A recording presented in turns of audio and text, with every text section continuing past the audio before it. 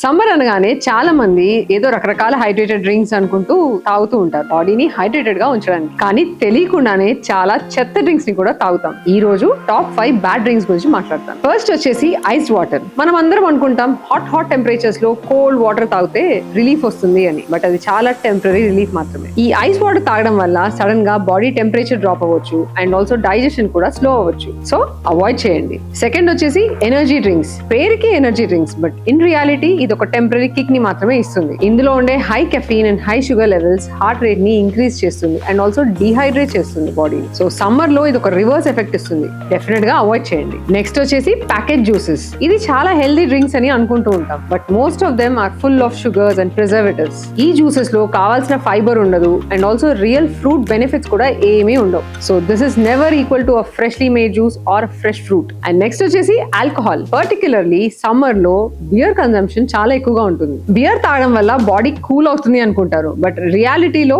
అది body temperature ని increase చేస్తుంది అండ్ ఆల్సో బాడీని డిహైడ్రేట్ చేస్తుంది. అండ్ లాస్ట్ వచ్చేసి కూల్ డ్రింక్స్. ఇవి చాలా టెంప్టింగ్ గా ఉంటాయి, బట్ దీనిలో షుగర్ అండ్ ఫిస్ తప్ప వేరే ఏది ఉండదు. సరే, ఐస్ వాటర్ తాగొద్దన్నాను, మరి కూల్ వాటర్ తాగాలంటే ఏం చేయాలి? మీలో ఎంత మంది మట్టి కుండలో నీళ్ళు తాగారో కమెంట్ చేయండి. దాని మీద ఒక కంప్లీట్ రీల్ చేద్దాం.